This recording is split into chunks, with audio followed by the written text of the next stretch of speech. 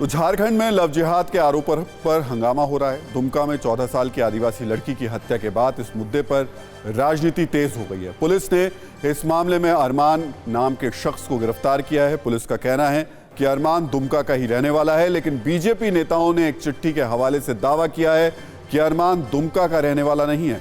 BJP कह रही है कि अरमान बांग्लादेशी है। आरोप लग रहे हैं कि अरमान उस लव जिहाद गैंग से जुड़ा है जो हिंदू लड़कियों को बरगलाकर उनका धर्म परिवर्तन कराता है।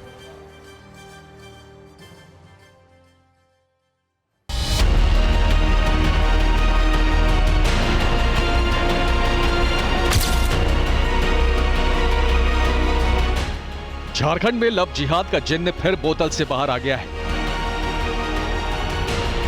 एक मासूम नाबालिग की बर्बर हत्या के बाद पहले दिन से सवाल उठ रहे हैं कि क्या यह महज रेप के बाद हत्या है या इस हत्या के पीछे लव जिहाद वाला आपराधिक कनेक्शन भी है।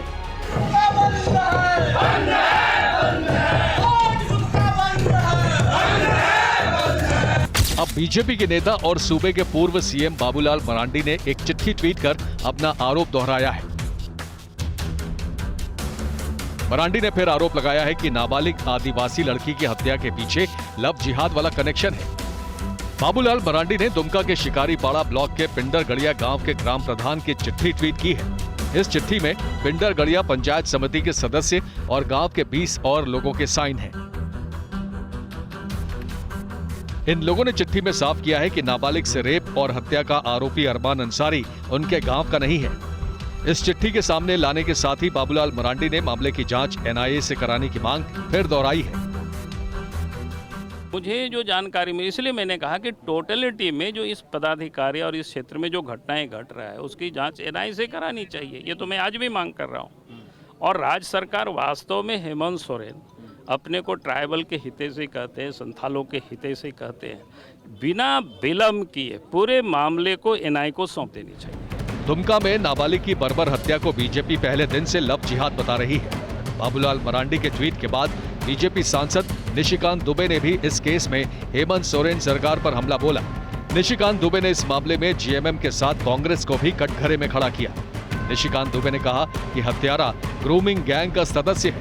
सूचना मिल रही है कि बांग्लादेशी, जिसके बारे में कि निशिकांत दुबे लगातार बोलता रहा है कि बांग्लादेशी घुसपैठिया और ग्रूमिंग गैंग एक्टिव है, जो कि जबरदस्ती शादी कराता है, बच्चों आदिवासी लड़कियों के साथ शादी करता है, गरीब लड़कियों के साथ शादी करता है और मुसलमान बच्चे पैदा करता है। ये ग्रूमिंग गैंग है बांग्लादेशी का। तो ये वही बांग्लादेशी घुसपैठिया है अरमान अंसारी। तो अब तो ये मामला जो है बांग्लादेशी घुसपैठिया का साबित हो जाएगा। आदिवासी लड़कियों के साथ या आम लड़कियों के साथ जो है जबरदस्ती कर रहा है, निकाह नहीं करने के बाद, धर्म परिवर्तन नहीं करने के बाद जो इसको मार दे रहा है।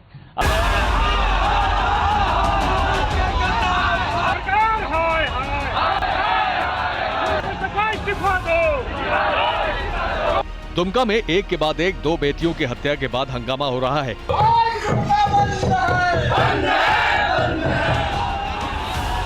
दुमका में एक के बाद एक दो बेटियों की हत्या के बाद हंगामा हो रहा है।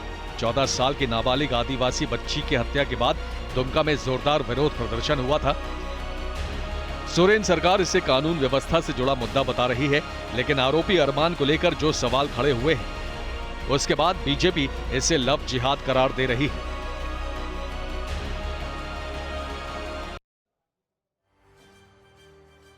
तो झारखंड में नाबालिग आदिवासी लड़की की हत्या के बाद फिर लव जिहाद पर बवाल हो रहा है। इस पूरे विवाद पर हम विस्तार से बात करेंगे, लेकिन पहले हम लव जिहाद से जुड़े विवाद के बैकग्राउंड पर थोड़ी चर्चा कर लेते हैं। लव जिहाद यानी प्रेम के नाम पर धोखा, पहचान बदलकर किसी लड़की को प्रेम जाल में फंसाना, फिर उसे धर्म बदलने पर मजबूर करना। लव जिहाद पर विवाद आज से नहीं है। लव जिहाद शब्द साल 2009 में चर्चा में तब आया जब लव जिहाद शब्द का पहली बार 2009 में इस्तेमाल रिटायर्ड जज के.टी. शंकरन ने किया था। तब रिटायर्ड जस्टिस के.टी. शंकरन ने माना था कि केरल के कुछ हिस्सों में जबरन धर्म परिवर्तन के लिए किए जाते हैं और इसके मामले मिले हैं। यहाँ हम आपको ये भी बताना चाहेंगे कि लव के जिहाद तब उस वक्त केरल की सरकार ने इसके खिलाफ कानूनी प्रावधान लाने की बात भी कही थी, लेकिन इस पर कुछ सख्ती नहीं हुई। यहाँ हम आपको ये भी बताना चाहेंगे कि सबसे पहले केरल में सीरियन कैथोलिक ईसाई समुदाय ने लव जिहाद का आरोप लगाया था कि मुस्लिम उनकी लड़कियों को प्रेम जाल में फंसाकर निकाह कर लेते हैं और उनका धर्म बदलवा देते हैं।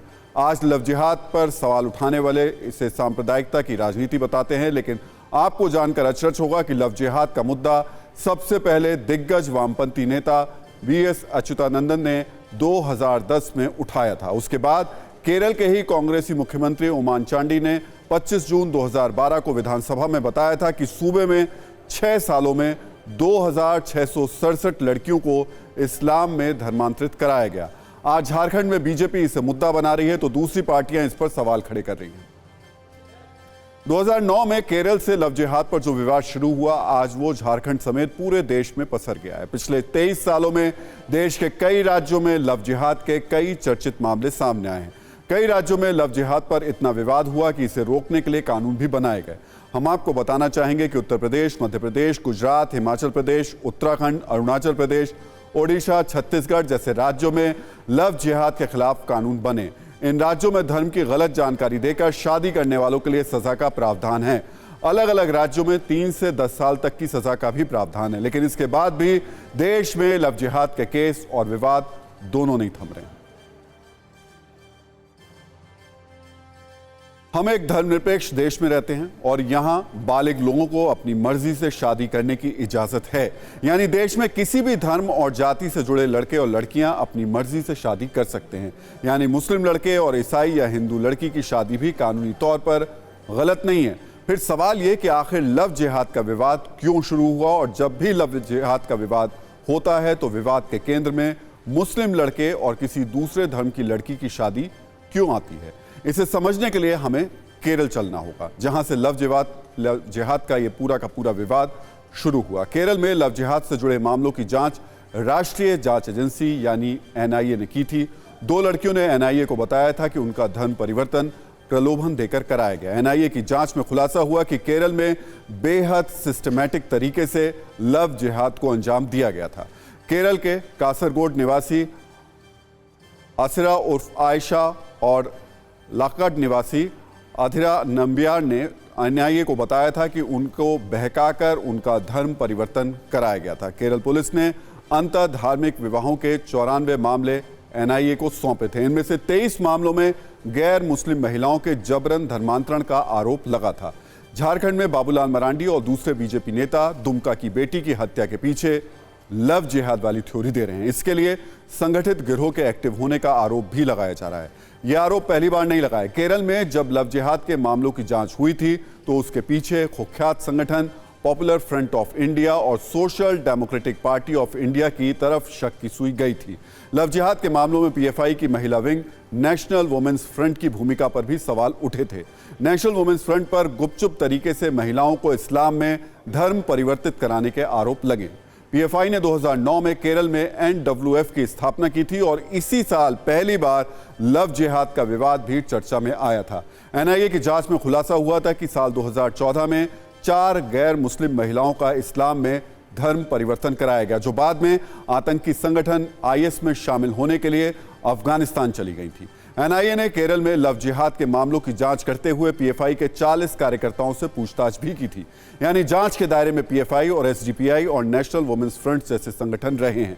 पीएफआई और एसडीपीआई पर कई बार आतंकी संगठनों से संबंध रखने के आरोप भी लगते रहे हैं। आरोप लगता रहा है कि ये संगठन आईएस जैसे कट्टरपंथी संगठनों में शामिल होने के लिए युवाओं को बरगलाते हैं। इसलिए आज झारखंड में भी लव जिहाद का आरोप लग रहा है और इन आरोपों के दायरे में बांग्लादेश से जुड़े संगठन बताए जा रहे हैं।